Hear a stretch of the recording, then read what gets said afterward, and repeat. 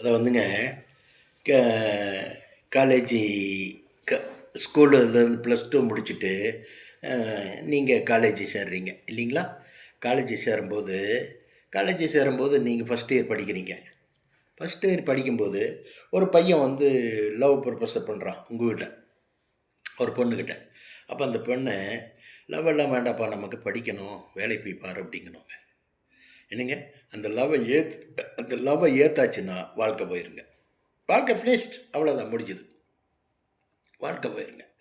எப்படி வாழ்க்கை போயிருங்கன்னா, அங்கே இங்கே போகும்போது அப்புறம் படிக்கவே முடியாதுங்க. அடுத்த ஸ்டெப்புக்கு போகவே முடியாது. என்னங்க, அந்த மாதிரியெல்லாம் தவறெல்லாம் பண்ணினோம்னா லைஃப் முடிஞ்சு போயிருங்க.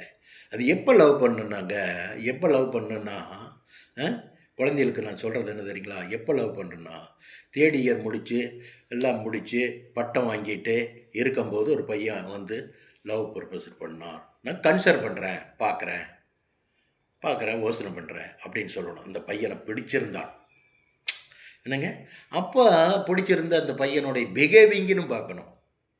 பிஹேவிங் எப்படி பேசுகிறான், எப்படி பழகிறான், நம்மளை தொடர்றதுக்கு ட்ரை பண்ணுறானா எல்லாம் பார்க்கணுங்க. அதெல்லாம் பார்த்ததுக்கப்புறம் தான் டிசைட் பண்ணுங்க. என்னங்க, லவ் வந்து தொடாமல் லவ் பண்ணுங்க. அதுதாங்க நல்ல பையனுக்கு அர்த்தம். ஒரு பையன் வந்து ஒரு பெண்ணுக்கிட்ட லவ் சொல்கிறான்னா அந்த பெண்ணை வந்து தொடக்கூடாதுங்க. தொடாமல் 2 ஆண்டு 3 ஆண்டுகள் எல்லாம் அப்படியெல்லாம் லவ் எல்லாம் பண்ணி நான் உடனடியாக கூட கல்யாணம் பண்ணிக்கலாம். வசதி வாய்ப்பு இருந்தால், வருமானம் இருந்தால் உடனடியாக கூட கல்யாணம் பண்ணிக்கலாம். அப்படி கல்யாணம் பண்ணோன்னா படிச்சுட்டு இருக்கும்போது கொஞ்சம் வேலை கிடைக்கும், டிலே ஆனால் 1 வருஷம் 2 வருஷம் லவ் இது பண்ணிவிட்டு சுத்தமான முறையில் கல்யாணம் பண்ணிக்கணுங்க. கல்யாணம் பண்ணும்போது அந்த வாழ்க்கையினுடைய சுவையே வேறு மாதிரி இருக்குங்க. அதுக்கு முன்னாடியே நம்ம தொட்டுட்டும் பிடிச்சிட்டும் இருக்கும்போது அந்தனுடைய கல்யாணம் பிடிச்சி நீங்கள் வாழும்போது அது பழைய சாப்பாடு மாதிரி ஆயிருங்க. தொடாமல் லவ் பண்ணி கல்யாணம் பண்ணிட்டால் அந்த வாழ்க்கை வந்து தித்திக்கும். சரிங்களா?